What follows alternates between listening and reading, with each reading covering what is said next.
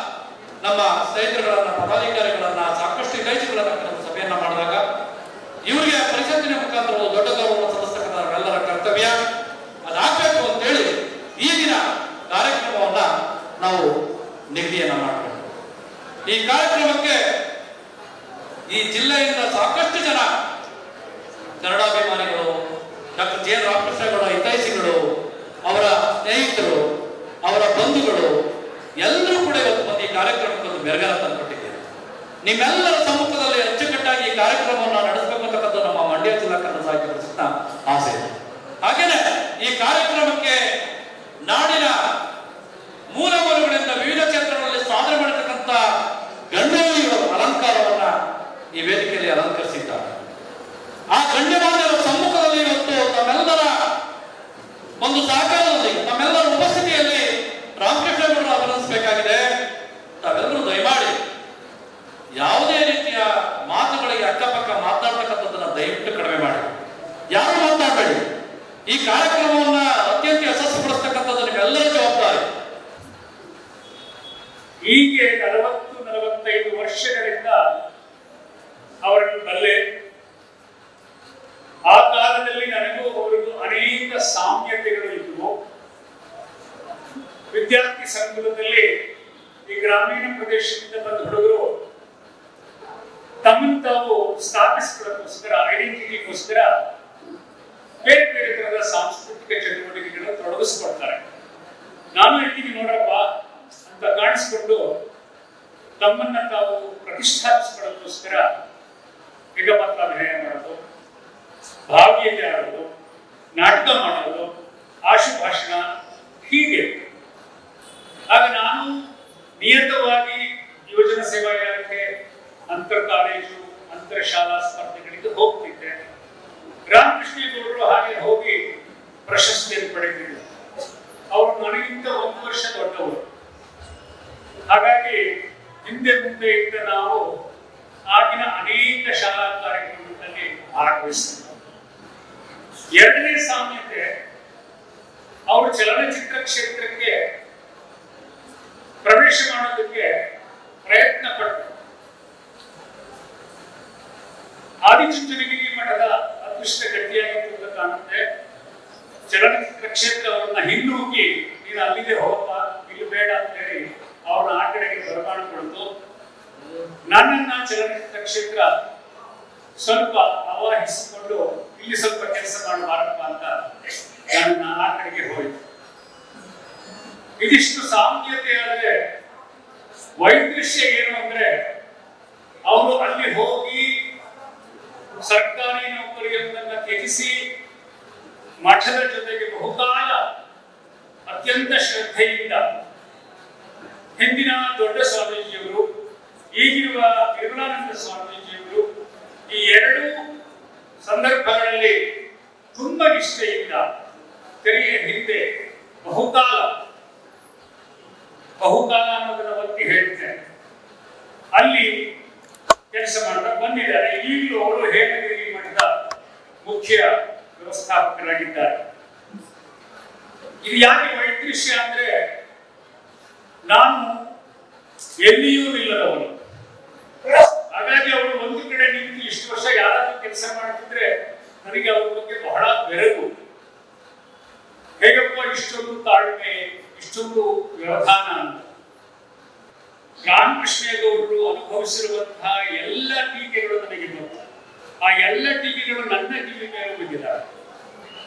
ಅವುಗಳನ್ನೆಲ್ಲ ನುಂಗಿ ಎಲ್ಲಿವರೆಗೆ ಗುರುಗಳು ನನಗೆ ಆಶೀರ್ವಾದ ಕೊಡ್ತಾರೆ, ಎಲ್ಲಿವರೆಗೆ ನಾನು ನಿಷ್ಠೆಯಿಂದ ಕೆಲಸ ಮಾಡ್ತೀನಿ, ಅಲ್ಲಿವರೆಗೆ ನಾನು ಹೆದರಬೇಕಾಗಿಲ್ಲ ಅಂತ ಹೇಳಿ ಅವರು ಸಮಾನಾಂತರವಾಗಿ ಮಠದ ಜೊತೆಗೆ ಸಹಪಥಿತರಾಗಿ ಆ ದಿಕ್ಕಿನಲ್ಲಿ ನಡೆದಿದ್ದಾರೆ.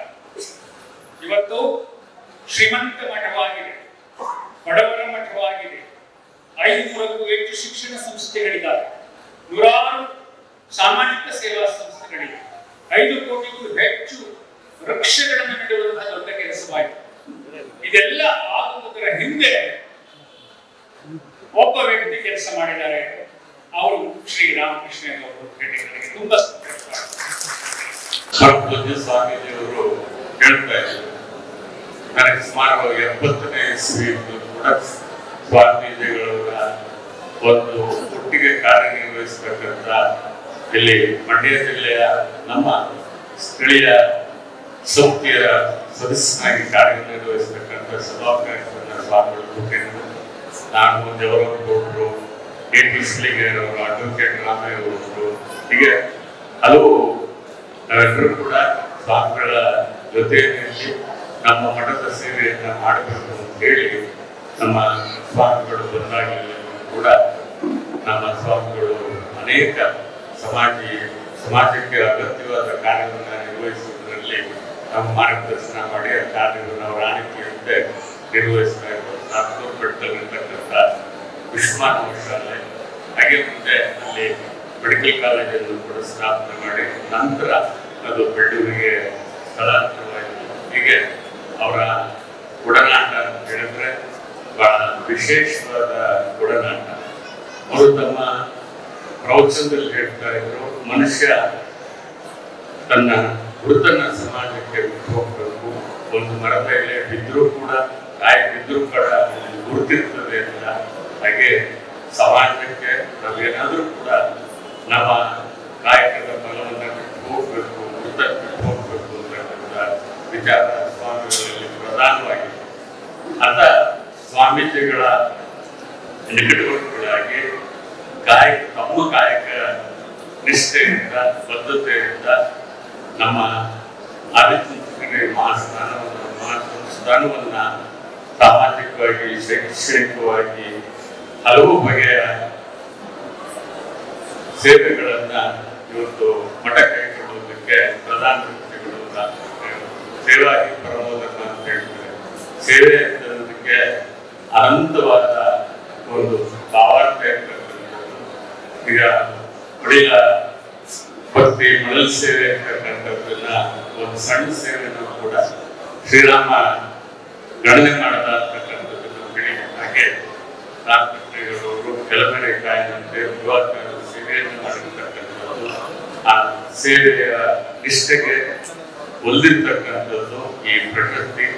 ಈ ಕಾರ್ಯಕ್ರಮ ಕನ್ನಡ ರಾಜ್ಯೋತ್ಸವದ ಈ ಪ್ರಶಸ್ತಿ ಪ್ರದಾನ ಆಗಿದ್ದಕ್ಕೆ ಸಂಬಂಧಪಟ್ಟಾಗಿ ಒಂದು ಅಭಿನಂದನಾ ಕಾರ್ಯಕ್ರಮವನ್ನು ಮಾಡಲಿಕ್ಕೆ ಆಯೋಜನೆ ಮಾಡಿರುವಂತಹ ಈ ಕಾರ್ಯಕ್ರಮ ನಿಮಗೆಲ್ಲ ಗೊತ್ತಿದೆ. ಈಗಾಗಲೇ ಮಠದ ಬಗ್ಗೆ ಕೆಲಸಗಳ ಬಗ್ಗೆ ಅದರ ಪ್ರಾರಂಭದಲ್ಲೇ ನಾನು ಮಾತನಾಡಿಸ್ತಿದ್ದೆ.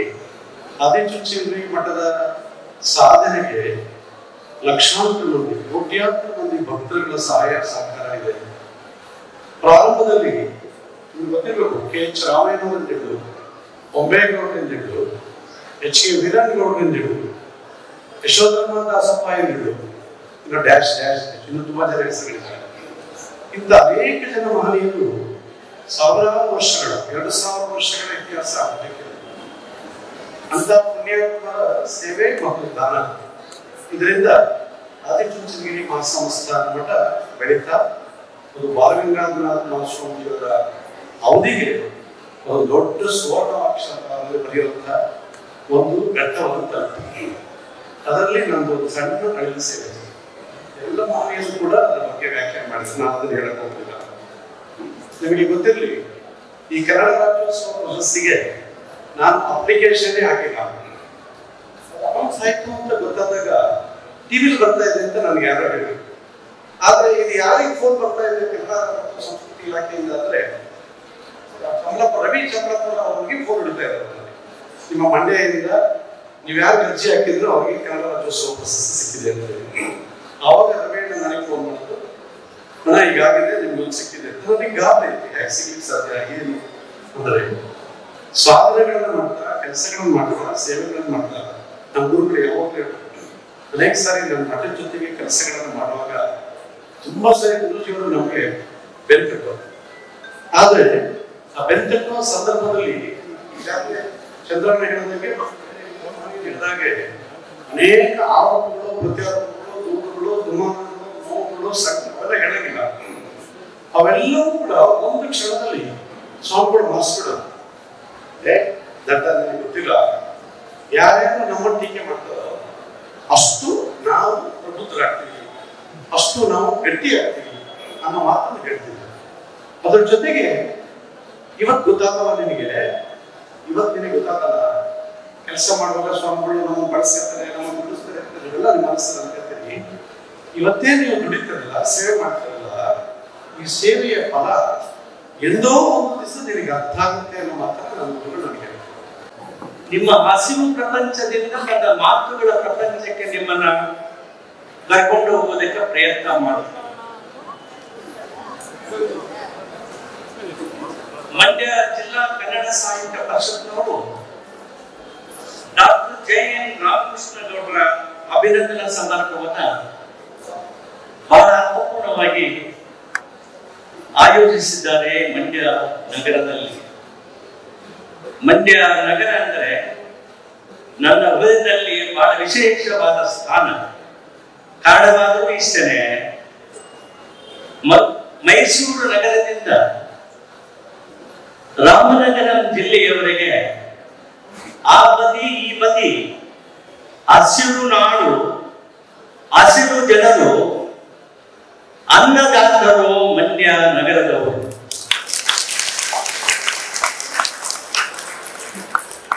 ನೀವು ಬೆಳೀತಕ್ಕಂತಹ ಸಕ್ಕರೆ, ಈ ಬೆಳೀತಕ್ಕಂತಹ ಬೆಲ್ಲ, ಈ ಬೆಳೀತಕ್ಕಂತಹ ಅಕ್ಕಿ, ಭತ್ತ, ಬೇರೆ ದವಸ ಧಾನ್ಯಗಳು ಇಡೀ ಪ್ರಪಂಚಕ್ಕೆ ಹೋಗ್ತದೆ ಅಂತ ನನ್ನ ನಂಬಿಕೆ. ಅದರಿಂದ ಬೇರೆ ಜನ, ಮಂಡ್ಯ ಜಿಲ್ಲೆಯ ರೈತ ಕುಟುಂಬ, ಕೃಷಿ ಕಾರ್ಮಿಕರ ಮೇಲೆ ಆಧಾರ ಪಟ್ಟಿರ್ತಕ್ಕಂತಹ ಜನ ನಾವು ಬಹಳ ಮಹೋನ್ನತ ಜನ ಅಂತ ನಾವೇನು ಇಟ್ಕೊಳ್ತೀವಿ. ದೆಹಲಿ ನಗರದಲ್ಲಿ, ಮುಂಬೈ ನಗರದಲ್ಲಿ, ಬೆಂಗಳೂರು ನಗರದಲ್ಲಿ ನಾವೆಲ್ಲ ಮಹಾಜನರು ಅಂತ ಹೇಳಿಬಿಟ್ಟು ಅವರು ನಿಮ್ಮ ಕಷ್ಟ ಕಾರ್ಪಣ್ಯದಲ್ಲಿ ಇದ್ದೀರಿ. ಆದ್ರಿಂದ ನೀವು ಬಹಳ ಹೃದಯವಂತಿಕೆ ಇರ್ತಕ್ಕಂಥ ಜನ, ಕಷ್ಟಕರ್ಮಿಗಳು, ನೀವು ಪ್ರೀತಿ ಪಾತ್ರರಾಗಿರ್ತಕ್ಕಂಥ ಜನ ನೀವು. ಅಷ್ಟೇ ಅಲ್ಲ, ಈ ನಾಡು, ಈ ಮಣ್ಣು ಒಳ್ಳೆಯ ರಾಜಕೀಯ ಮುತ್ಸದ್ದಿಗಳನ್ನು ನೀಡಿರ್ತಕ್ಕಂತಹ ಒಂದು ಮಂಡ್ಯ ಜಿಲ್ಲೆ. ಮಂಡ್ಯ ಜಿಲ್ಲೆಯಲ್ಲಿ ಕಾವೇರಿ ನದಿ ಹೋಗ್ತದೆ. ಅಂದ್ರೆ ಕಾವೇರಿ ಎಂಬ ಕೃಪಕಟಾಕ್ಷ ನಿಮ್ಮ ಮೇಲೆ. ನೀವು ನಿಮ್ಮ ಮೇಲೆ ಕಾವೇರಿಯ ನದಿಯಿಂದ ಅಧಿಬದಿ ಸುತ್ತಮುತ್ತ 100 ಕಿಲೋಮೀಟರ್ ಬೆಂಗಳೂರು ನಗರಕ್ಕೆ ಹೋಗುವಾಗ ಕಾಣಿಸುವುದು ಹಸಿರು, ಕಪ್ಪು, ಭತ್ತ, ದವಸ ಧಾನ್ಯಗಳ ನಾಡು ಮಂಡ್ಯ ಜಿಲ್ಲೆ. ಆದ್ರಿಂದ ಇಂತಹ ಒಂದು ನಗರದಲ್ಲಿ ಸಾಮಾಜಿಕ ಮುಖತ್ವವನ್ನು ವಹಿಸಿಕೊಂಡು ಕೆಲಸವನ್ನು ನಿರ್ವಹಿಸ್ತಾ ಇರ್ತಕ್ಕಂತಹ ಡಾಕ್ಟರ್ ರಾಮಕೃಷ್ಣೇಗೌಡರ ಅಭಿನಂದನಾ ಸಮಾರಂಭ ಬಹಳ ಅರ್ಥಪೂರ್ಣವಾಗಿರ್ತಕ್ಕಂಥದ್ದು. ನನಗೆ ಒಂದು ಸಂತಸ ತಂದಿದೆ. ಅದಕ್ಕೆ ಮೊದಲಾಗಿ ನಾನು ಔಪಚಾರಿಕವಾಗಿ ಕೆಲವು ಈ ಸಭೆಯಲ್ಲಿ ಇರ್ತಕ್ಕಂಥ ಜನರ ಬಗ್ಗೆ ಪ್ರಶಂಸೆ ಮಾಡದೇನೆ ಭಾಷಣಕ್ಕೆ ಮುಂದಾಗಿದ್ದೀನಿ, ಹಿಂದೆ ಬರ್ತಿದ್ದೀನಿ. ಈ ಸಮಾರಂಭದ ಮುಖ್ಯ ಅತಿಥಿಗಳಾಗಿ ಮಂಡ್ಯ ನಗರದ, ಮಂಡ್ಯ ಜಿಲ್ಲೆಯ ಕಾಂಗ್ರೆಸ್ ನಾಯಕರು, ಮಾಜಿ ಸಚಿವರು, ಮಾಜಿ ಪ್ರಧಾನ ಕಾರ್ಯದರ್ಶಿಗಳಾಗಿರ್ತಕ್ಕಂಥ ಕೆಪಿಸಿಸಿ ಬೆಂಗಳೂರು ಮಾನ್ಯ MS ಆತ್ಮಾನಂದರವರೇ, ಹಾಗೂ ಈ ಅರ್ಥಪೂರ್ಣವಾಗಿರ್ತಕ್ಕಂತಹ ಸಮಾರಂಭವನ್ನು ಉದ್ಘಾಟಕರಾಗಿರ್ತಕ್ಕಂತಹ ಡಾಕ್ಟರ್ JC ಪ್ರಕಾಶ್ ಅವರೇ, ಇವರು ಪ್ರಾದೇಶಿಕ ಆಯುಕ್ತರು ಹೌದು, ಮೈಸೂರು ವಿಭಾಗ. ಹಾಗೂ ಮುತ್ತಿನಂತಹ ಮಾತುಗಳನ್ನ ಅಭಿನಂದನೆಗೆ ಡಾಕ್ಟರ್ GN ರಾಮಕೃಷ್ಣೇಗೌಡರವರ ಬಗ್ಗೆ ಬಹಳ ಚಂದ, ಬಹಳ ಸೂಕ್ತವಾಗಿ ಉತ್ಕೃಷ್ಟವಾದ ಮಾತುಗಳನ್ನು ಆಡಿರ್ತಕ್ಕಂತಹ ಸಾಹಿತಿಗಳು, ಕನ್ನಡ ಚಲನಚಿತ್ರದ ನಿರ್ದೇಶಕರು, ಚಿಂತಕರು ಮತ್ತು ಅವರು ಹುಟ್ಟಿದ ಊರಿಗೆ ಬಹಳ ಪ್ರೀತಿಯನ್ನ ಇಟ್ಕೊಂಡಿರ್ತಕ್ಕಂತಹವರು, ಜನರ ಬಗ್ಗೆ ಕಾಳಜಿ ಇರ್ತಕ್ಕಂತಹ ಸನ್ಮಾನ್ಯ ನಾಗಿತಹಳ್ಳಿ ಚಂದ್ರಶೇಖರ್ ಅವರೇ, ಹಾಗೂ ನನ್ನನ್ನ ಈ ಸಮಾರಂಭಕ್ಕೆ ಬರಬೇಕಾದ್ರೆ ಕಾರಣೀಭೂತರಾಗಿರ್ತಕ್ಕಂತಹ ಡಾಕ್ಟರ್ BV ನರಸಿಂಹಯ್ಯನವರೇ, ಹಾಗೂ ವಿಶೇಷವಾಗಿ ಈ ಇಂತಹ ಒಂದು ಸಮಾರಂಭವನ್ನು ಆಯೋಜಿಸಬೇಕಾದ್ರೆ ಜಿಲ್ಲೆಯ ಸಾಹಿತ್ಯ ಪರಿಷತ್ತಿನ ಅಧ್ಯಕ್ಷರಾಗಿರ್ತಕ್ಕಂಥ CK ರವಿಕುಮಾರ್ ಚಾಮರಾಪುರ ಅವರೇ, ಹಾಗೂ ಈ ಸಾಹಿತ್ಯ ಪರಿಷತ್ತಿನ ಮಾಜಿ ಅಧ್ಯಕ್ಷರು ಆಗಿದ್ದ ಪ್ರೊಫೆಸರ್ ಮುದ್ದ ಹನುಮೇಗೌಡರವರೇ, ಬೆಂಗಳೂರು ನಗರದಿಂದ ವಕೀಲರು ಬಾಬು ಅವರು, ಪಿಳ್ಳಪ್ಪ ಅವರು ಸಮಾಜ ಸೇವಕರು, ರಾಮನಗರದಿಂದ ಸ್ನೇಹಿತರು ರಾಮಕೃಷ್ಣೇಗೌಡರು ಮತ್ತು ನರಸಿಂಹಯ್ಯನವರ ಸ್ನೇಹಿತರು ಬಹಳಷ್ಟು ಜನ ಈ ಸಮಾರಂಭದಲ್ಲಿ ಭಾಗಿಯಾಗಿದ್ದಾರೆ. ಸಭೆಯಲ್ಲಿ ಹಾಜರಾತಿ ಇದೆ. ನನಗೆ ಸಂತಸ ತಂದಿರುವುದು ಈ ಸಭೆಯಲ್ಲಿ ಏನಪ್ಪ ಅಂತ ಹೇಳಿದ್ರೆ, ಬಲಗಡೆ ಎಡಗಡೆ. ಬಲಗಡೆ ಜನ ನನ್ನ ಸಹೋದರಿಯರು ತಂಗಿಯರು ಬಹಳ ಸಂಖ್ಯೆಯಲ್ಲಿ ಹಾಜರಾಗಿ ಗೈರಾಜರು ಆಗಲಿಲ್ಲ, ಸಭೆಯನ್ನು ನಿರ್ಗಮಿಸಲಿಲ್ಲ. ನಿಮಗಿಂತ ಜಾಸ್ತಿ ಮಹಿಳೆಯರು, ನೀವು ಕಮ್ಮಿ, ನೀವು ಸ್ವಲ್ಪ ಹೊತ್ತಾದ ಮೇಲೆ ನಿರ್ಗಮಿಸಿದ್ದೀರಿ. ನಾನು ಸಂವಿಧಾನದ ಆಧಾರದ ಮೇಲೆ ನ್ಯಾಯ ತೀರ್ಪುಗಳನ್ನ 20 ವರ್ಷ ಮಾಡಿದ್ದೀನಿ. ಸಂವಿಧಾನದಲ್ಲಿ ಒಂದು ಮಾತಿದೆ, ಮತಭೇದವಿಲ್ಲದೆ, ಜಾತಿ ಭೇದವಿಲ್ಲದೆ, ಲಿಂಗ ಭೇದವಿಲ್ಲದೆ ಈ ದೇಶದ ಕೇಂದ್ರ ಸರ್ಕಾರ, ರಾಜ್ಯ ಸರ್ಕಾರ, ನ್ಯಾಯಾಂಗ, ಕಾರ್ಯಾಂಗ ನ್ಯಾಯವನ್ನು ಒದಗಿಸಿಕೊಡಬೇಕು, ಸಮಾನತೆಯನ್ನು ಕೊಡಬೇಕು ಮಹಿಳೆಯರಿಗೆ ಅಂತ ಹೇಳ್ತಾರೆ. 14 ಮತ್ತು 15ನೇ ಅನುಚ್ಛೇದ. 75 ವರ್ಷಗಳ ತದನಂತರವೂ ಕೂಡ ಅವರಿಗೆ ಸಮಾನತೆ ಸಿಕ್ಕಲೇ ಇಲ್ಲ. ಆದ್ರೆ ಈ ಸಮಾರಂಭದಲ್ಲಿ ನಿಮಗಿಂತ ಹೆಚ್ಚಿಗೆ, ಗಂಡಸರಿಗಿಂತ ಹೆಚ್ಚಿಗಿದ್ದಾರೆ. ಈ ಸಮಾರಂಭದಲ್ಲಿ ಸಮಾನತೆ ಅವರಿಗೆ ಬಂದಿದೆ. ಎಡಬದಿಯಲ್ಲಿ ಕೂಡ ಬಹಳಷ್ಟು ಹುಡುಗಿಯರಿದ್ದೀರಿ. ನೀವು ನಮ್ಮ ನಾಯಕರುಗಳು ಆಗಬೇಕು ಅಂತ ನಿಮ್ಮನ್ನ ನಾನು ಮನವಿ ಮಾಡ್ಕೊಳ್ತಿದ್ದೀನಿ. ನೀವೆಲ್ಲ ವಿದ್ಯಾರ್ಥಿಗಳು. ನೀವು ಈ ದೇಶದ ಚುಕ್ಕಾಣಿಯನ್ನು ಹಿಡಿತಕ್ಕಂತ 50% 135 ಕೋಟಿ ಜನಸಂಖ್ಯೆಯಲ್ಲಿ ನಿಮ್ಮ ಪಾತ್ರ ಬಹಳ ಮಹತ್ತರವಾಗಿರ್ತಕ್ಕಂಥದ್ದು ದೇಶದ ಪ್ರಗತಿ ಮತ್ತು ದೇಶದ ಅಭಿವೃದ್ಧಿಗೆ. ಆದ್ರಿಂದ ನೀವು ತಿಳಿಯಬೇಕು, ಇವತ್ತು ನೀವು ರಾಜಕಾರಣಿಗಳಾಗಬೇಕು, ನೀವು ಆಡಳಿತಗಾರರಾಗಬೇಕು, ನೀವು ನ್ಯಾಯಾಧೀಶರೇ ಆಗಬೇಕು, ನೀವು ರಾಜಕೀಯ ಮುತ್ಸದ್ದಿಗಳಾಗಬೇಕು. ಏನಕ್ಕೆ? ನಿಮಗೋಸ್ಕರ ಅಲ್ಲ, ದೇಶದ ಭವಿಷ್ಯಕ್ಕೋಸ್ಕರ, ದೇಶದ ಪ್ರಗತಿಗೋಸ್ಕರ. ನೀವು ಮುಂದೆ, ನಾವು ನಿಮ್ಮ ಹಿಂದೆ ಅಂತಕ್ಕಂಥದ್ದನ್ನ ನೀವು ನಾಯಕತ್ವವನ್ನು ವಹಿಸಬೇಕು ಅಂತ ಹೇಳಿ ಈ ಮಾತನ್ನ ನಿಮ್ಮ ಎಡಬದಿಯಲ್ಲಿರ್ತಕ್ಕಂಥ ನನ್ನ ಬಾಲಕಿಯರಿಗೆ ಮನವಿ ಮಾಡ್ತಿದ್ದೀನಿ. ನೀವು ಇದನ್ನ ಗ್ರಹಿಸಬೇಕಾಗಿದೆ. ವಿಷಯಕ್ಕೆ ಬರುವುದಾದರೆ, ರಾಮಕೃಷ್ಣೇಗೌಡರ ಈ ಸಮಾರಂಭ ಅರ್ಥಪೂರ್ಣವಾದ ಸಮಾರಂಭ ಅಂತ ಹೇಳಿದೆ. ನಮಗೆ ಸಂಕ್ರಾಂತಿ ಹಬ್ಬ ಬರ್ತದೆ ಇನ್ನು 14-15. ಪ್ರತಿಯೊಂದು ಹಳ್ಳಿಯಲ್ಲಿ ಹಬ್ಬದ ವಾತಾವರಣ ಇದೆ, ಮನೆಯಲ್ಲಿ ವಾತಾವರಣ. ಮುಂಜಾನೆ ದೋಸೆ ಮತ್ತು ಅವರೆಕಾಳು ಇದಕ್ಕಿದ ಕಾಳು ಸಾರು ತಿಂದರೆ ಬಹಳ ಸವಿರುಚಿಯಾಗಿರ್ತದೆ. ಆದರೆ ರಾಮಕೃಷ್ಣೇಗೌಡರವರಿಗೆ ಈ ಅಭಿನಂದನಾ ಸಮಾರಂಭ ಅದಕ್ಕಿಂತ ಬಹಳ ಅಭಿರುಚಿಯಾಗಿ ಇದೆ ಅಂತ ನಾನು ಭಾವಿಸಿದ್ದೀನಿ.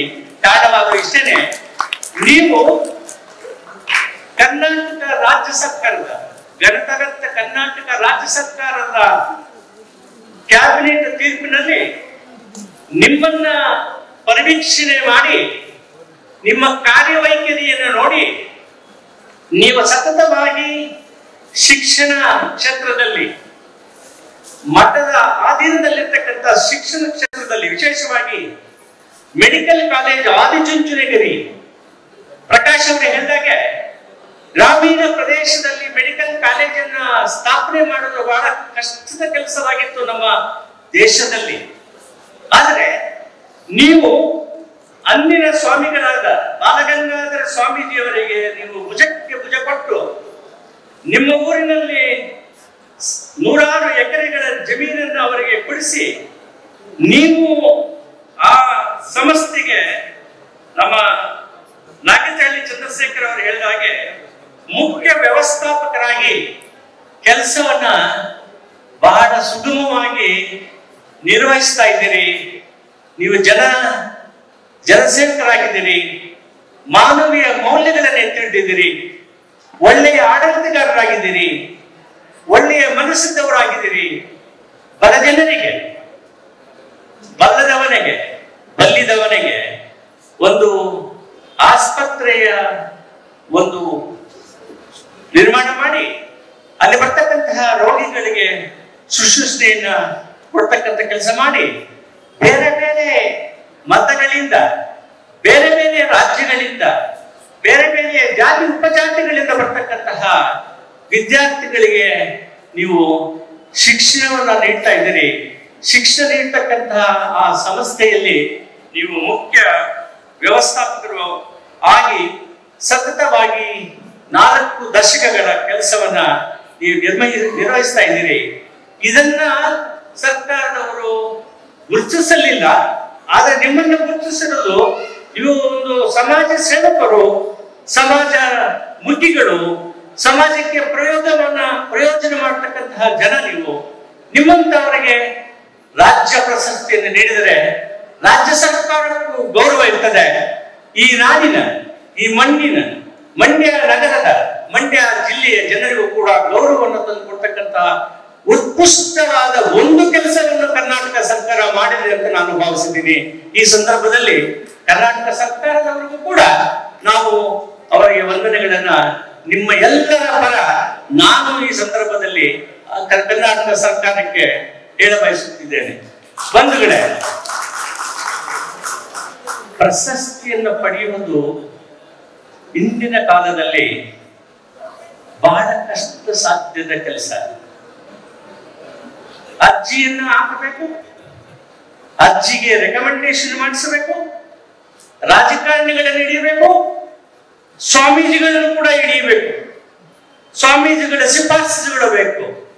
ಅಂದ್ರೆ ಸರ್ಕಾರದ ಕೆಲಸ ಪ್ರಶಸ್ತಿನ ನೀಡತಕ್ಕಂತಹ ಜನರು ಅವರು ಅರ್ಹರಲ್ಲವೇ ಅಂತಕ್ಕಂಥ ಗುರುತಿಸ್ತಕ್ಕಂಥ ಶಕ್ತಿ ಆ ಸಮಿತಿ, ಕರ್ನಾಟಕ ಸರ್ಕಾರದ ಪ್ರಶಸ್ತಿ ಪುರಸ್ಕಾರದ ಜನರನ್ನ, ಪುರಸ್ಕೃತರನ್ನ ಗುರುತಿಸ್ತಕ್ಕಂಥ ಕೆಲಸವನ್ನ ಸರಿಯಾಗಿ ನಿರ್ವಹಿಸಲಿಲ್ಲ. ಕರ್ನಾಟಕ ಸರ್ಕಾರ ರಾಜ್ಯೋತ್ಸವ ದಿವಸ ಬೇರೆ ಬೇರೆ ರಂಗಗಳಲ್ಲಿ ಕೆಲಸ ಮಾಡಿರ್ತಕ್ಕಂಥವರೆಲ್ಲರಿಗೂ ಕೂಡ ಪ್ರಶಸ್ತಿಯನ್ನು ನೀಡಿ ಗೌರವಿಸಿದ್ದಾರೆ. ಅದೇ ರೀತಿ ನಮ್ಮ ಡಾಕ್ಟರ್ ಜೆ.ಎನ್. ರಾಮಕೃಷ್ಣ ಗುರು ಕೂಡ ಗೌರವಿಸಿದ್ದಾರೆ. ಅವರಿಗೆ ಕೊಟ್ಟಿರ್ತಕ್ಕಂತಹ ಗೌರವ ಇಡೀ ಮಂಡ್ಯ ಜಿಲ್ಲೆ ಮತ್ತು ಕರ್ನಾಟಕ ರಾಜ್ಯದ ಎಲ್ಲ ಜನರಿಗೆ ಸಲ್ಲಬೇಕಾಗಿರ್ತಕ್ಕಂತಹ ಒಂದು ವಿಷಯ. ಯಾಕಂತ ಹೇಳಿದ್ರೆ ಒಂದು ವ್ಯಕ್ತಿಗೆ ಪ್ರಶಸ್ತಿ ಅಲ್ಲ, ಆ ವ್ಯಕ್ತಿ ನಮ್ಮ ಮಾನ್ಯ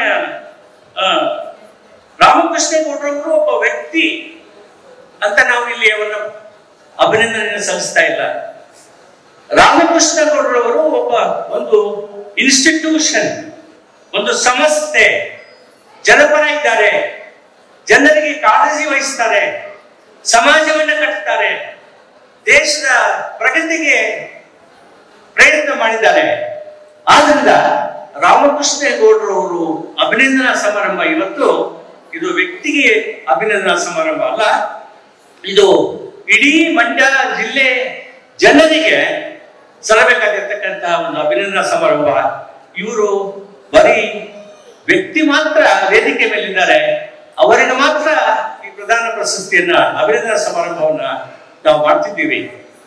ನನಗೂ ಮತ್ತು ರಾಮಕೃಷ್ಣ ಗೌಡರವರ ನಿಕಟ ಸಂಬಂಧ 5 ವರ್ಷಗಳ ಹಿಂದೆ, ಅದು ನರಸಿಂಹಯ್ಯನವರ ಮುಖಾಂತರ ನಾನು ಬಹಳ ಸೂಕ್ಷ್ಮವಾಗಿ ಗಮನಿಸ್ತಾ ಇದ್ದೀನಿ.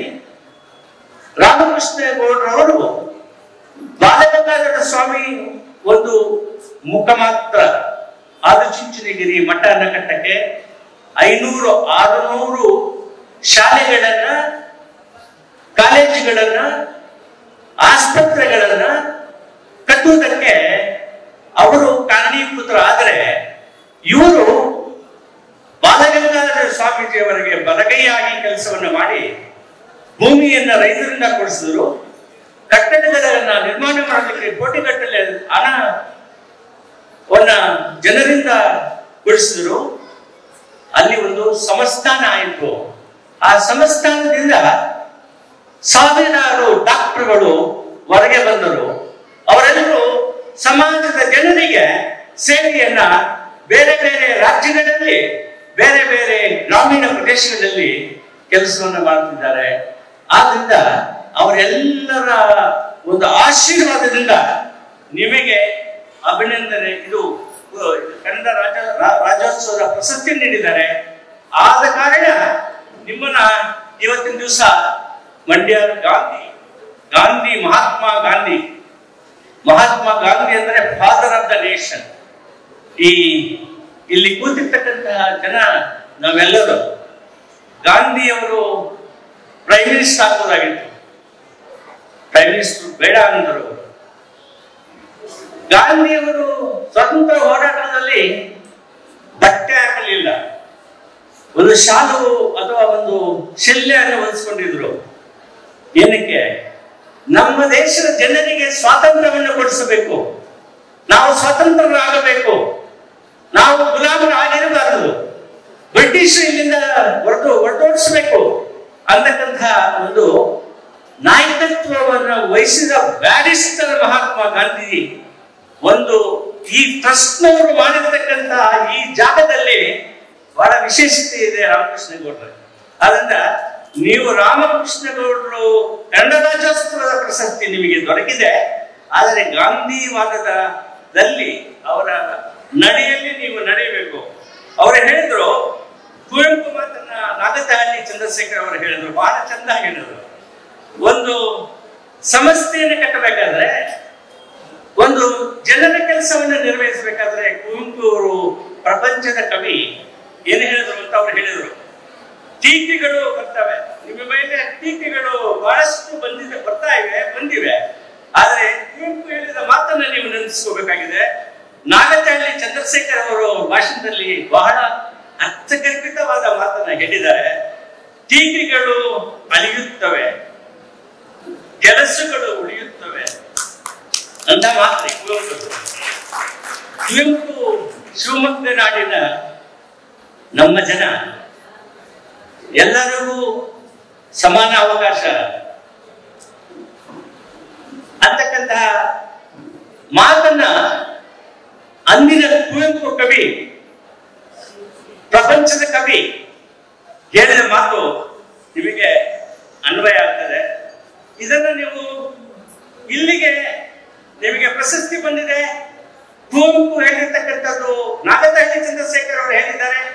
ನಾನು ಅದನ್ನು ಪುಷ್ಟೀಕರಿಸಿದ್ದೀನಿ ನ್ಯಾಯಮೂರ್ತಿಯಾಗಿ. ಆದರೆ ನೀವು ಇನ್ನು ಟೀಕೆಗಳು ಏನೇ ಬರಲಿ, ನಾನು ಮಾಡ್ತಕ್ಕಂಥ ಕೆಲಸನೇ ಮಾಡ್ತೀನಿ ಅಂತ ಹೋಗಬೇಡಿ. ನನ್ನ ಒಂದು ಸಲಹೆ ನಿಮ್ಮ ಸಂಸ್ಥಾನಕ್ಕೆ, ಬಡವರನ್ನು ನೋಡಿ, ಬಡಬಗ್ಗರ ರೈತರನ್ನು ನೋಡಿ, ಕೃಷಿ ಕಾರ್ಮಿಕರ ಮಕ್ಕಳಿಗೆ MBBS ಸೀಟು 5% ಆದ್ರೂ ಬರ್ತಕ್ಕಂಥದ್ದು.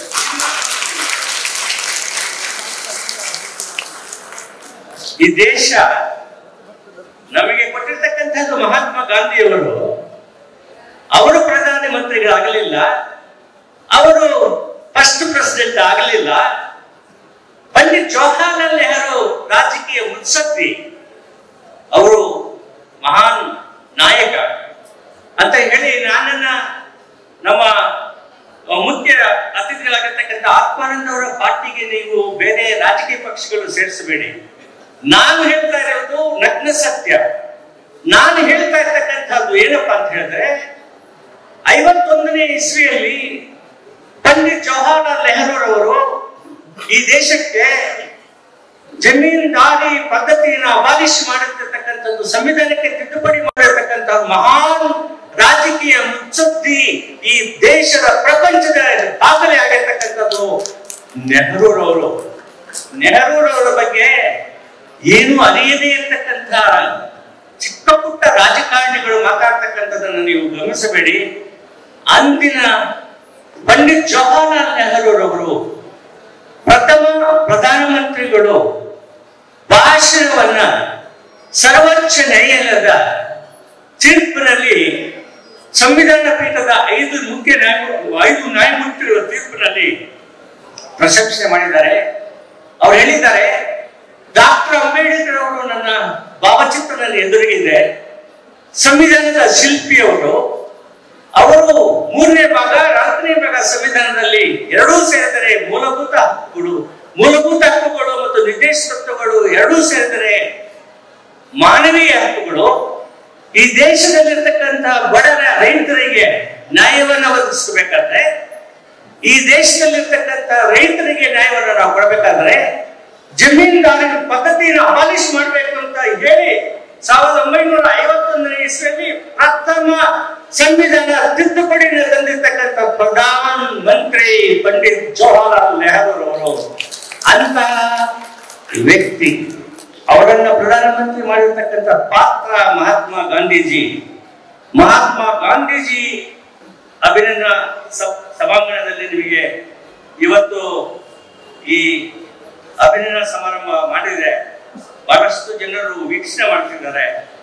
ನೀವು ನಿಮ್ಮ ಸ್ವಾಮಿಗಳು, ಯಾವುದೇ ಸ್ವಾಮಿ, ನಾನು ಆ ಸ್ವಾಮಿಗಳು ಹೆಸರು ಹೇಳಕ್ ಹೋಗಲ್ಲ, ಖಂಡಿತವಾಗ್ಲೂ ನೀವು ರೈತರ ಬಗ್ಗೆ ಕಾಳಜಿ ಇದ್ರೆ, ಬಡ ಜನರ ಬಗ್ಗೆ ಕಾಳಜಿ ಇದ್ರೆ 5% ಮೀಸಲಾತಿಯನ್ನ ಆ ಕೂಲಿ ಕಾರ್ಮಿಕರಿಗೆ, ರೈತರಿಗೆ, ಈ ಭಾಗದ ಜನರಿಗೆ ಕೊಡಬೇಕು.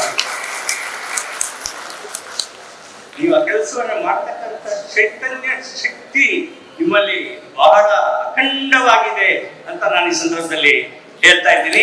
ಈ ವಿಷಯವನ್ನ ನಿಮ್ಮ ಸ್ವಾಮೀಜಿಗೆ ತಲುಪಿಸಬೇಕು, ತಲುಪಿಸ್ತೀರಿ ಅಂತ ನೀವು ಕೊಡುವವರೆಗೂ ಕೂಡ ಈ ಭಾಷಣವನ್ನ ನಾನು ಮಾಡ್ತಾನೆ ಇರ್ತೀನಿ. ಆ ಜನರಿಗೆ ನ್ಯಾಯ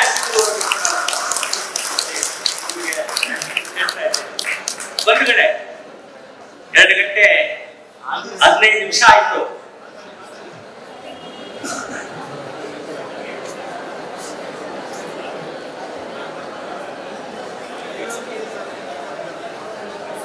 ಬಹಳ ಜನರನ್ನು ನೋಡಿದರೆ ನನಗೆ ಕೆಲವು ವಿಷಯಗಳನ್ನ ಹೇಳಬೇಕು ಅಂತ ಆಸೆ. ನಾನು ನ್ಯಾಯಮೂರ್ತಿ ಬರೀ ತೀರ್ಪುಗಳನ್ನ ನೀಡಿ ಪುಸ್ತಕದ ಬದನೆಕಾಯಿ ಇಟ್ಟಿಲ್ಲ. ನಾನು ಯಾವಾಗಲೂ ನ್ಯಾಯಾಧೀಶನಾದಾಗ ಕೂಡ, ವಕೀಲನಾಗಿದ್ದಾಗ ಕೂಡ ನಾನು ರೈತರ ಪರ, ಕಾರ್ಮಿಕರ ಪರ, ಮಹಿಳೆಯರಿಗೆ ಸಾಮಾಜಿಕ ನ್ಯಾಯವನ್ನು ನೀಡಬೇಕು ಅಂತಕ್ಕಂಥ ಹೇಳಿರ್ತಕ್ಕಂಥ ಪ್ರತಿಪಾದನೆಯನ್ನು ಮಾಡ್ಕೊಂಡು ಬಂದಿರ್ತಕ್ಕಂಥ ಒಬ್ಬ ವ್ಯಕ್ತಿ. ಆದ್ರಿಂದ ನಾನು ನರಸಿಂಹಯ್ಯನವರು ಮತ್ತೆ ನಮ್ಮ ರಾಮಕೃಷ್ಣೇಗೌಡರವರು ಮತ್ತು ಅವ್ರ ಜೊತೆಯಲ್ಲಿ ಇನ್ನೊಬ್ಬ ಸ್ನೇಹಿತರು ನಮ್ಮ ಮನೆಗೆ ಬಂದು ಹೋದ ವಾರ ಮಂಡ್ಯ ನಗರಕ್ಕೆ ಬರಬೇಕು ಅಂತ ಹೇಳಿದಾಗ 2 ವರ್ಷದಿಂದ, ಅಂದ್ರೆ 2 ತಿಂಗಳು ಕಮ್ಮಿ ಇದೆ, ನಾನು ಗೃಹ ಬಂಧನದಲ್ಲಿದ್ದೆ. ಯಾಕಂತ ಹೇಳಿದ್ರೆ ಆಚೆ ಹೋದ್ರೆ 1ನೇ ಕರೋನಾ ವೇವ್, 2ನೇ ಕರೋನಾ ವೇವ್, ದೂರವಾಣಿಯ ಮುಖಾಂತರ ಬಡ ಜನರಿಗೆ ಎಲ್ಲರಿಗೂ ಕೂಡ ಈ ಚಿಕಿತ್ಸೆಯನ್ನು ಮಾಡ್ತಕ್ಕಂಥ ಕೆಲಸದಲ್ಲಿ ನಾನು ನಿರ್ವಹಿಸ್ತಿದ್ದೆ. ಒಂದು ದಿವಸಕ್ಕೆ 100 ಫೋನ್ಗಳನ್ನ ಆಸ್ಪತ್ರೆಗಳಿಗೆ ಮಾಡ್ತಿದ್ದೆ. ನಾನು ಇಲ್ಲಿ ಬರಕ್ಕಾಗಲ್ಲ ಅಂತ ನಾನು ಹೇಳಕ್ಕೆ ಆಗಲಿಲ್ಲ. ಕಾರಣ ನಮ್ಮ ನರಸಿಂಹಯ್ಯ ಮತ್ತು ಈ ರಾಮಕೃಷ್ಣೇಗೌಡರು ಅವರು ಅಯಸ್ಕಾಂತ ನನ್ನನ್ನು ಈ ಕಡೆ ಎಲ್ಲಿದ್ದಾರೆ. ಆ ಮಂಡ್ಯ ಜಿಲ್ಲೆಯವರು ಕೂಡ ಇಲ್ಲಿ ಇದ್ದಾರೆ. ಮಂಡ್ಯ ಜಿಲ್ಲೆಯನ್ನು ನೋಡಿ ಬಹಳ ದಿವಸ ಆಯ್ತು ಅಂತ ಹೇಳಿ ನಾನು ಇಲ್ಲಿ ಬಂದಿದ್ದೀನಿ. ಇಲ್ಲಿ ನಿಮ್ಮ ಜೊತೆಯಲ್ಲಿ ಕೂತು ಬಹಳ ಚಂದ ಮನಸ್ಸು ತಟ್ಟುವ ರೀತಿಯಲ್ಲಿ ನಮ್ಮ ಚಂದ್ರಶೇಖರ್ ಅವರು ಬಹಳ ಚಂದ ಮಾತಾಡಿದ್ದಾರೆ. ವಿಶೇಷವಾಗಿ ಬಾಲಕಿಯರು, ವಿದ್ಯಾರ್ಥಿನಿಯರು ನಾಗತಹಳ್ಳಿ ಚಂದ್ರಶೇಖರ್ ಅವರ ಅಮೇರಿಕಾ ಚಿತ್ರವನ್ನ ನೀವು ನೋಡಿದ್ದೀರಿ. ಅಂದ್ರೆ ಚಿತ್ರವನ್ನು ತಯಾರು ಮಾಡತಕ್ಕಂಥ, ನಿರ್ದೇಶನ ಇರ್ತಕ್ಕಂತಹ ಒಂದು ಅಮೋಘವಾದ ಶಕ್ತಿ ಅವರಲ್ಲಿದೆ. ಆ ಶಕ್ತಿಯನ್ನ ನಾವು ನಿಮ್ಮ ಕಡೆ ಉಪಯೋಗಿಸಿ ನಿಮ್ಮನ್ನ ನಾಯಕತ್ವವನ್ನು ಪಡೆಯಿರಿ, ಮಹಿಳೆಯರಿಗೆ ನಾಯಕತ್ವವನ್ನು ಕೊಡಿರಿ, ಸಾಮಾಜಿಕ ನ್ಯಾಯ, ರಾಜಕೀಯ ನ್ಯಾಯ, ಆರ್ಥಿಕ ನ್ಯಾಯ ಕೊಡಿಸ್ತಕ್ಕಂಥ ನಾಯಕತ್ವವನ್ನು ನೀವು ಪಡೆಯಿರಿ ಅಂತ ಹೇಳೋದಕ್ಕೋಸ್ಕರ ಈ ಮಾತನ್ನ ಇಲ್ಲಿ ಹೇಳ್ತಾ ಇದ್ದೀನಿ. ಬಂಧುಗಳೇ, ಇನ್ನೊಂದು ಬಹಳ ನೋವಿನ ಸಂಗತಿ ನನಗೆ, ರೈತರು ಈ ದೇಶದ ಬೆನ್ನೆಲುಬು ಅಂತ ಹೇಳ್ತಾರಲ್ಲ, ಬೆನ್ನು ಮುರಿದು ಬಿಟ್ಟಿದ್ದಾರೆ ಕೇಂದ್ರ ಸರ್ಕಾರ, ರಾಜ್ಯ ಸರ್ಕಾರ. ಇದನ್ನ ಘಂಟಾಘೋಷವಾಗಿ ನಾನು ಎಲ್ಲಿ ಬೇಕಾದ್ರೂ ಹೇಳಬಲ್ಲೆ. ಏನಪ್ಪ ನಿವೃತ್ತ ನ್ಯಾಯಮೂರ್ತಿ ಈ ರೀತಿ ಮಾತಾಡೋದು ಸರಿನಾ ಅಂತ ಕೇಳಬಲ್ಲೆ. ಸರಿಯಲ್ಲದೆ ಇನ್ನೇನ್ರಿ? ರೈತರು 75 ವರ್ಷಗಳ ಸ್ವತಂತ್ರ ಭಾರತ ದೇಶದಲ್ಲಿ ರೈತರನ್ನ ನೀವು ಗುರುತಿಸಿದ್ದೀರಾ? ರೈತರು ಬೆಳೀತಕ್ಕಂಥ ಬೆಳೆಗೆ ನಿಗದಿ ಮಾಡ್ತಿದ್ದೀರಾ? ಮಾರ್ಕೆಟ್ಗಳಲ್ಲಿ ಏಜೆಂಟ್ಗಳಿಲ್ಲದೆ ನೀವು ಕೆಲಸವನ್ನು ನಿರ್ವಹಿಸ್ತಿದ್ದೀರಾ? ಅವರಿಗೆ ಮನೆ ಬೇಡವೇ? ಅವರ ಮಕ್ಕಳಿಗೆ ವಿದ್ಯಾಭ್ಯಾಸ ಬೇಡವೇ? ಅವರು ಈ ದೇಶದ ಪ್ರಜೆಗಳಲ್ಲವೇ? ಕಷ್ಟಕರ್ಮಿಗಳಲ್ಲವೇ? ಹಾಗಾದ್ರೆ ಅವರಿಗೊಂದು ನ್ಯಾಯ, ಇನ್ನೊಬ್ಬರಿಗೊಂದು ನ್ಯಾಯ. APMC ಕಾಯ್ದೆಗೆ ತಿದ್ದುಪಡಿ, ಲ್ಯಾಂಡ್ ರಿಫಾರ್ಮ್ಸ್ ಕಾಯ್ದೆಗೆ ತಿದ್ದುಪಡಿ, ರೈತರು ಬೆಳೆದಿರ್ತಕ್ಕಂಥ ಬೆಳೆಗಳಿಗೆ ಮಿನಿಮಮ್ ಸಪೋರ್ಟ್ ಪ್ರೈಸ್ ನೀವು ಫಿಕ್ಸ್ ಮಾಡಿಲ್ಲ. ಇದು ಬಹಳ ನೋವನ್ನು ತರ್ತಕ್ಕಂತಹ ವಿಚಾರ.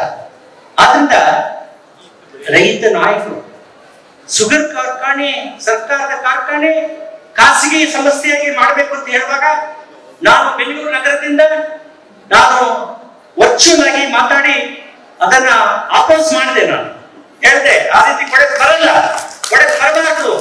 ನಮ್ಮ ರೈತರು ಸರ್ಕಾರದ ಕಾರ್ಖಾನೆ, ಜನರ ಕಾರ್ಖಾನೆ, ನಮ್ಮ ಕಾರ್ಖಾನೆ, ನಮ್ಮ ಕಾರ್ಖಾನೆಯನ್ನ ಖಾಸಗಿ ಸಂಸ್ಥೆಗೆ ಕೊಡೋದಕ್ಕೆ ನಮಗೆ ವಿರೋಧ ಇದೆ ಅಂತ ಗಟ್ಟಿಯಾಗಿ ಮಾತನಾಡಿದೆ. ಆ ಮಾತನ್ನು ಇನ್ನೂ ಪುಷ್ಟೀಕರಿಸ್ತಿದ್ದೀನಿ ಇವತ್ತು ಈ ಸಮಾರಂಭದಲ್ಲಿ. ಆದ್ರಿಂದ ನಿಮ್ಮೊಡನೆ ನಾನು, ನಿಮ್ಮ ಕಷ್ಟ ಕಾರ್ಪಣ್ಯಗಳಲ್ಲಿ ನಾನು ನಿವೃತ್ತಿ ಆಗಿದ್ದೀನಿ ಅಂತೇಳಿ ಮನೆಯಲ್ಲಿ ಕೆಲಸ ಮಾಡ್ತಾ ಇಲ್ಲ. ನಾನು ಇಡೀ ದೇಶದ ಉದ್ದಕ್ಕೆ ಎಲ್ಲಿ ರೈತರ ಸಮಸ್ಯೆ, ಎಲ್ಲಿ ಯುವಕರ ಸಮಸ್ಯೆ, ಎಲ್ಲಿ ವಿದ್ಯಾರ್ಥಿಗಳ ಸಮಸ್ಯೆ, ಎಲ್ಲಿ ಬಡವರ್ಗರ ಸಮಸ್ಯೆ, ಆ ಸಮಸ್ಯೆಗಳಿಗೆಲ್ಲಕ್ಕೂ ಕೂಡ ಸ್ಪಂದಿಸ್ತಕ್ಕಂತಹ ಒಬ್ಬ ನ್ಯಾಯಮೂರ್ತಿ ಈ ದೇಶದಲ್ಲಿ ಇದ್ದಾರೆ ಅಂತ ನೀವು ಗುರುತಿಸ್ಕೊಳ್ಳಿ, ನೀವು ನೆನೆಸ್ಕೊಳ್ಳಿ. ನಾನು ನಿಮ್ಮ ಜೊತೆಯಲ್ಲಿ ಇದ್ದೀನಿ. ಬಂಧುಗಳೇ, ನಾನು ಬಂದಿದ್ದು ಅಭಿನಂದನಾ ಸಮಾರಂಭದ ಮಾತುಗಳನ್ನ, ಅಧ್ಯಕ್ಷೀಯ ಭಾಷಣಗಳನ್ನ ಮಾತಾಡೋದಕ್ಕೋಸ್ಕರವಾಗಿ. ನನಗೆ ನಾಗತಾನಿ ಚಂದ್ರಶೇಖರ್ ಅವರು, ಉದ್ಘಾಟಕರಾಗಿರ್ತಕ್ಕಂಥ ಪ್ರಕಾಶ್ ಅವರು, ಮತ್ತೆ ನಮ್ಮ ಸಿನಿಮಾ ಪ್ರೊಡ್ಯೂಸರ್ ನರಸಿಂಹಯ್ಯನವರು, ಇವರೆಲ್ಲರೂ, ಮತ್ತೆ ಈ ಅಧ್ಯಕ್ಷರು ಅವರು ಸ್ವಾಗತ ಭಾಷಣದಲ್ಲೇನೆ ರಾಮಕೃಷ್ಣೇಗೌಡರ ಕೆಲಸ ಕಾರ್ಯಗಳ ಬಗ್ಗೆ, ಸಾಧನೆ ಬಗ್ಗೆ, ಶಿಕ್ಷಣ ಮತ್ತು ಅನ್ನ ದಾಸೋಹ ಅನ್ನತಕ್ಕಂಥ ನಾಗತಹಳ್ಳಿ ಅವರು ಹೇಳಿರ್ತಕ್ಕಂಥ ಮಾತುಗಳನ್ನು ನೀವು ಕೇಳಿದರೆ ಇದು ಬಹಳ ಸಣ್ಣ ವಿಷಯ ಅಲ್ಲ. ಶಿಕ್ಷಣ ನಮ್ಮ ಜನರಿಗೆ ಕೊಟ್ರೆ ಅದರಿಂದ ಏನು ಪ್ರಯೋಜನ ಆಗುತ್ತೆ ಅಂತ ಹೇಳಿದ್ರೆ, ಶಿಕ್ಷಣವಿದ್ದರೆ ನಿಮಗೆ, ನಾನು ವಕೀಲನಾಗಿ ಆದಾಗ ನಮ್ಮಪ್ಪ ನನಗೆ ಓದಕ್ಕೆ ಮಾತ್ರ 150 ರೂಪಾಯಿ ಕೊಡ್ತಿದ್ದ.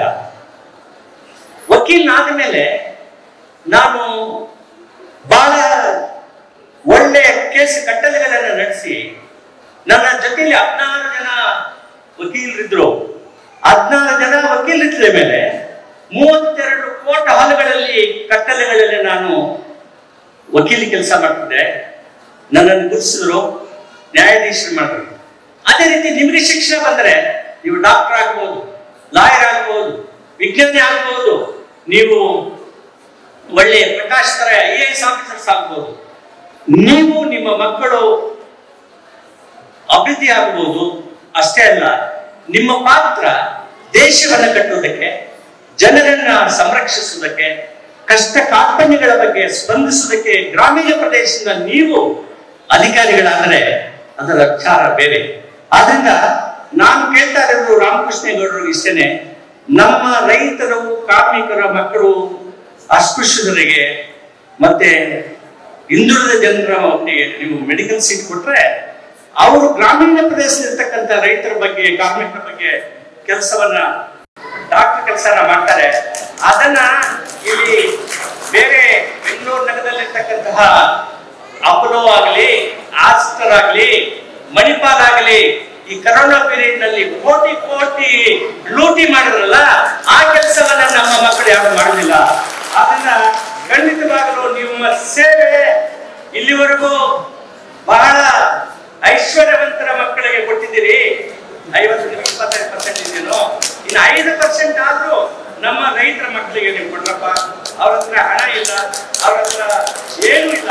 ಆ ಕೆಲಸ ನೀವು ಮಾಡಿದ್ರೆ ನಿಮ್ಮ ಆದಿಚುಂಚನಗಿರಿ ಮಠ ವಿಶ್ವದಲ್ಲಿ ದಾಖಲಾಗಿದೆ. ಅದು 100ರಷ್ಟು ಇನ್ನೂ ಜಾಸ್ತಿ ದಾಖಲಾಗ್ತದೆ ಅಂತಕ್ಕಂಥ ವಿಚಾರವನ್ನು ಈ ಸಂದರ್ಭದಲ್ಲಿ ಹೇಳ್ತೀನಿ. ಆ ಕೆಲಸವನ್ನ ಮಾಡಿಸೋದಕ್ಕೆ ನಿಮಗೆ ಹೆಚ್ಚಿನ ಶಕ್ತಿ ಕರ್ನಾಟಕ ರಾಜ್ಯ ಪ್ರಶಸ್ತಿ ಅದು ಉಪಯೋಗಿಸಿಕೊಂಡು ಈ ಅಭಿನಂದನಾ ಸಮಾರಂಭದ ಮಾತುಗಳನ್ನ ನೀವು ಹೇಳಿಸಿ ನಿಮ್ಮ ಸ್ವಾಮೀಜಿಗಳಿಗೆ ಮತ್ತು ಸಂಬಂಧಪಟ್ಟವರಿಗೆ ಈ ಕೆಲಸವನ್ನು ನೀವು ಮಾಡಲೇಬೇಕು. ನಿಮಗೆ ನೀವು ಹೇಳಿದ್ರಿ ಅವರಿಗಿಂತ ನಾಗತಾಳಿಯಿಂದ 1 ವರ್ಷ, ನೀವು ಹೇಳಿದ್ರಿ ಅವ್ರು ಹೇಳಿದ್ರು, ನೀವು ಹೇಳಿದ್ರಿ ನಾನು ಅವರಿಗಿಂತ ಚಿಕ್ಕವರು ಅವರು ದೊಡ್ಡವರು ಅಂತ. ನಾವೆಲ್ಲರೂ ಹೇಳ್ತೀವಿ ನೀವು ಗುರು ದೊಡ್ಡವರೇ. ನೀವು ನಮ್ಮ ಜನರನ್ನ ಸಂರಕ್ಷಣೆ ಮಾಡ್ತಕ್ಕಂಥ ಮೆಡಿಕಲ್ ಸೀಟ್ ಆಗಲಿ ಬೇರೆ ಯಾವುದೇ ನಿಮ್ಮ ಈ 500 ಸಮಸ್ಯೆಗಳಲ್ಲಿ ಇದೆಯಲ್ಲಪ್ಪ, ಎಲ್ಲರೂ ದುಡ್ಡು ನೀವು ಇಸ್ಕೊಳ್ಳಿ. ಯಾರು ಕಟ್ಟಕ್ಕಾಗಲ್ವೋ ಅವರಿಗೆ ಸೀಟ್ ನೀವನ್ನ ಕೊಟ್ರೆ ನೀವು ಆ ಕೆಲಸನ ಮಾಡಿದ್ರೆ ಈ ಪ್ರಶಸ್ತಿನ ನೀಡುವುದಕ್ಕೆ ಬಹಳ ಸಂತೋಷ ನಮ್ಮ ಎಲ್ಲ ಜನರಿಗೆ ಆಗ್ತದೆ ಅಂತಕ್ಕಂಥ ವಿಚಾರವನ್ನ ಈ ಸಂದರ್ಭದಲ್ಲಿ ಹೇಳ್ತೀನಿ. ಈ ಸಂದರ್ಭದಲ್ಲಿ ಸರ್ಕಾರದ ಗಮನವನ್ನ ನಾನು ಸೆಳೀತಾ ಇದ್ದೀನಿ. ಯಾವ ಸರ್ಕಾರ, ಅದ ಕೇಂದ್ರ ಸರ್ಕಾರ ಆಗಿರ್ಲಿ ರಾಜ್ಯ ಸರ್ಕಾರ ಆಗಿರ್ಲಿ, ಸಾಮಾಜಿಕ ನ್ಯಾಯವನ್ನ ಹೆಣ್ಣು ಮಕ್ಕಳಿಗೆ ಕೊಡೋದು, ರಾಜಕೀಯ ನ್ಯಾಯವನ್ನ ಹೆಣ್ಣು ಮಕ್ಕಳಿಗೆ ನೀವು ಕೊಡೋದು, ನಿಮ್ಮನ್ನ ಮುಂದೆ ಬರ್ತಕ್ಕಂಥ ಚುನಾವಣೆಗಳಲ್ಲಿ ನೀವು ಅವರನ್ನ ಯಾವ ರೀತಿ ಮರ್ತಿರ್ತೀರಿ ಆ ರೀತಿ ನಿಮ್ಮನ್ನ ಮರೆತು ನಿಮಗೆ ಚುನಾವಣೆಯಲ್ಲಿ ನಿಮಗೆ ಓಟ್ ಹಾಕಲ್ಲ ಅಂತ ಹೇಳಿ ಈ ಸಂದರ್ಭದಲ್ಲಿ ಇವರಿಗೆ ಹೇಳ್ತಾ ಇದ್ದೀನಿ. ಅಷ್ಟೇ ಅಲ್ಲ, ರೈತರ ಬೆನ್ನೆಲುಬು ಅಂತ ಸುಮ್ಮನೆ ಕಾಟಾಚಾರಕ್ಕೆ ಭಾಷಣ ಮುಖಾಂತರ ಹೇಳೋದಲ್ಲ, ಅವರನ್ನ ಗುರುತಿಸಿ ಅವರನ್ನ ಪ್ರೋತ್ಸಾಹಿಸಿ ಅವರನ್ನ ಸಂರಕ್ಷಣೆ ಮಾಡಿ ಅವರು ಮಾನವರು ಅಂತಕ್ಕಂಥದ್ದನ್ನ ನೀವು ಯಾವಾಗಲೂ ನೆನೆಸ್ಕೊಳ್ಳಿ. ಅವರನ್ನ ಅವರ ಕಷ್ಟಕ್ಕೆ ಸರಿಯಾದ ರೀತಿಯಲ್ಲಿ ನ್ಯಾಯವನ್ನು ಕೊಡಿಸಿ ಅಂತ ಹೇಳಿ ಮತ್ತೊಮ್ಮೆ ರಾಮಕೃಷ್ಣೇಗೌಡರವರಿಗೆ ನಿಮ್ಮೆಲ್ಲರ ಪರ, ಇಡೀ ಕರ್ನಾಟಕ ರಾಜ್ಯದ ಜನರ ಪರ ಈ ಸಮಾರಂಭದಲ್ಲಿ ಅವರಿಗೆ ಅಭಿನಂದನೆಯನ್ನ ಮಾಡಿರ್ತಕ್ಕಂತಹ ಈ ಸಾಹಿತ್ಯ ಪರಿಷತ್ತು, ಜಿಲ್ಲಾ ಸಾಹಿತ್ಯ ಪರಿಷತ್ತಿನ ಆಶ್ರಯದಲ್ಲಿ ಮತ್ತೊಮ್ಮೆ ಬಹಳ ಹೃದಯಪೂರ್ವಕವಾಗಿ ಸಂತೋಷದಿಂದ ಅಭಿನಂದಿಸಿ ಅವರಿಗೆ ಆರೋಗ್ಯವನ್ನ ನೀಡಿ ಆಯಸ್ಸು ಅವ್ರ ಶತಾಯುಷ್ಯ ಆಗಲಿ. ಇದೇ ರೀತಿಯಲ್ಲಿ ಇದೇ ಫಿಸಿಕಲ್ ಇದ್ರೆ ಅವ್ರು 100 ವರ್ಷದ ಮೇಲೆ ಬದುಕ್ತಾರೆ ಅಂತ ನನ್ನ ಒಂದು ನಂಬಿಕೆ. ಅವರ ಬದುಕಲಿ, ಇನ್ನು ಸೇವೆ ಮಾಡಲಿ, ಅವ್ರಿಗೆ ಒಳ್ಳೇದಾಗ್ಲಿ. ಈ ದೇಶ ನಿಮಗೆ ಒಳ್ಳೆಯ ಆರೋಗ್ಯ ಇದ್ರೆ, ನಿಮಗೆ ಒಳ್ಳೆಯ ಒಂದು ಆಯಸ್ಸಿದ್ರೆ ಈ ಬಡ ಜನರನ್ನು ಎಲ್ಲರನ್ನು ಕೂಡ ನೀವು ಬದುಕಿಸ್ತೀರಿ ಅಂತಕ್ಕಂಥ ಮಾತು ಹೇಳಿ ನಿಮ್ಮ ಸಮಯನ್ನ ಸುಮಾರು ಇವಾಗ ಹೋಗ್ಬಿಟ್ರೆ ನಮ್ಮ ಹಳ್ಳಿ ಜನ ಗಂಡನ ಎಲ್ಲಪ್ಪ ಹುಡುಕೋದು ಅಂತ ಹೇಳ್ತಾ ಇದೆ. ನಿಮಗೆ ವಿದ್ಯಾಭ್ಯಾಸ ಕೊಡಲ್ಲ. ಆದ್ರೆ ಇವಾಗ ಹೆಣ್ಣು ಮಕ್ಕಳು ಗಂಡು ಮಕ್ಕಳಿಗೆ ಸಿಗ್ತಾ ಇಲ್ಲ. ಇವಾಗ ನೀವು ಮೇಲ್ಪಟ್ಟಿಯಲ್ಲಿ ಇದ್ದೀರಿ, ಆದ್ರಿಂದ ನಿಮಗೆ ನ್ಯಾಯ ಸಿಗಲಿ, ನಿಮಗೆಲ್ಲರಿಗೂ ನ್ಯಾಯ ಸಿಗ್ತದೆ. ನೀವೆಲ್ಲ ಒಟ್ಟಿಗಿರ್ಬೇಕು. ನೀವೆಲ್ಲ ಒಂದು ವರ್ಗಕ್ಕೆ, ರೈತ ಕುಟುಂಬಕ್ಕೆ, ಬಡ ಜನರಿಗೆ ನ್ಯಾಯ ಜಯ ಸಿಗಲಿ. ಆ ಕೆಲಸವನ್ನ ನಮ್ಮ ರಾಮಕೃಷ್ಣೇಗೌಡರವರು ಮಾಡಲಿ ಅಂತ ಹೇಳಿ ನಿಮ್ಮೆಲ್ಲರಿಗೂ ನನಗೆ ಈ ಅವಕಾಶವನ್ನು ಒದಗಿಸಿಕೊಟ್ಟಿರ್ತಕ್ಕಂತಹ ಕೀರ್ತಿ, ಎಲ್ಲ ರಾಜ್ಯದ ಹಸಿರು ಕ್ರಾಂತಿಯನ್ನು ಮಾಡಿಸಿದಂತಹ ಕೀರ್ತಿ ನಮ್ಮ ಶ್ರೀ ಗುರುಮಠದೊಂದಿಗೆ, ಅದರಲ್ಲಿ ನಮ್ಮ ಗೌಡರ ಲೈಜನ ಅಧಿಕಾರಿಯಾಗಿ ನೇಮಿಸಿದಂತಹ ನಮ್ಮ ಗೌಡರ ಪೂರ್ವಜನ್ಮದ ಪುಣ್ಯ ಭಾವಿಸ್ತಾರೆ. ಶ್ರೀಮಠದ ನೂತನ ಪೀಠಾಧಿಪತಿ ನೇಮಿಸುವ ಪ್ರಕ್ರಿಯೆಯಲ್ಲಿ ಜಗದ್ಗುರುಗಳು ನೀಡಿದಂತಹ ಸೂಚನೆ ಮತ್ತು ಆಶಯದಂತೆ ಗೌಪ್ಯವಾಗಿ ಮರಣ ಶಾಸನವನ್ನು ಬರೆಸಿ ಶ್ರೀಮಠದ ಪಠಾಜ್ಞೆಯನ್ನು ಅಷ್ಟೇ ಸಮರ್ಥವಾಗಿ ನಿರ್ವಹಿಸಿದ ಕೀರ್ತಿ ನಮ್ಮ ಡಾಕ್ಟರ್ ಜೆ ರಾಮಕೃಷ್ಣೇಗೌಡರವರಿಗೆ ಸಲ್ಲುತ್ತದೆ. ನಾಡು ನುಡಿ, ಶಿಕ್ಷಣ, ಪರಿಸರ ಹಾಗೂ ಸಾಮಾಜಿಕ ಕ್ಷೇತ್ರದಲ್ಲಿನ ಇವರ ಎಲ್ಲ ಸೇವೆಯನ್ನು ಪರಿಗಣಿಸಿ ರಾಜ್ಯ ಸರ್ಕಾರವು ನೀಡಿರುವ ಕರ್ನಾಟಕ ರಾಜ್ಯೋತ್ಸವ ಪ್ರಶಸ್ತಿಗೆ ಪುರಸ್ಕೃತ ಇವರನ್ನ ಮಂಡ್ಯ ಜಿಲ್ಲಾ ಕನ್ನಡ ಸಾಹಿತ್ಯ ಪರಿಷತ್ತು, ಜಯಂತ ರಾಮಕೃಷ್ಣೇಗೌಡರ ಅಭಿನಂದನಾ ಸಮಿತಿ, ಅಭಿಮಾನಿ ಬಳಗ ಸೇವಾ ಮಾನವೀಯ ಪ್ರಶಸ್ತಿಯನ್ನ ನೀಡಿ ಅಭಿನಂದಿಸಲು ಹರ್ಷಿಸುತ್ತದೆ. ನಿಮ್ಮೆಲ್ಲರ ಸಮ್ಮುಖದಲ್ಲಿ ಶ್ರೀಯುತ ಡಾಕ್ಟರ್ ಜಯಂತ ರಾಮಕೃಷ್ಣೇಗೌಡರವರಿಗೆ ಸೇವಾ ಮಾಣಿಕ್ಯ ಪ್ರಶಸ್ತಿಯನ್ನ ಈ ಗಾಂಧಿ ಭವನದಲ್ಲೂ ತಮ್ಮೆಲ್ಲರ ಸಮ್ಮುಖದಲ್ಲಿ ಹರ್ಷಿಸುತ್ತಿದೆ ಎಂದು ಹೇಳಲು ಈ ಮೂಲಕ ಅನಿಸುತ್ತಿದ್ದರು. ಡಾಕ್ಟರ್ ಜೆ ರಾಮಕೃಷ್ಣೇಗೌಡರವರಿಗೆ ಸಾರ್ಥಕ ಸೇವಾ ಪ್ರಶಸ್ತಿಯನ್ನ ನೀಡಿ ಗೌರವಿಸುತ್ತದೆ. ಇದು ಸೇವಾ ಮಾಣಿಕ್ಯ ಪ್ರಶಸ್ತಿಯನ್ನ ನೀಡಿ ಎಲ್ಲರ ಸಮ್ಮುಖದಲ್ಲಿ ಅವರಿಗೆ ಗೌರವಿಸುತ್ತದೆ.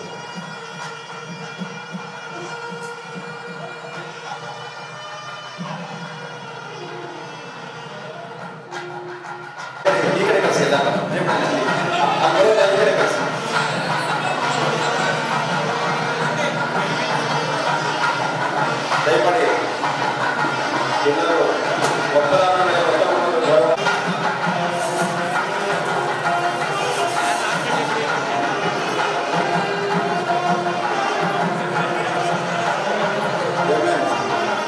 ಬಿಳ್ಳಪ್ಪನವರು ಮಾತಿನ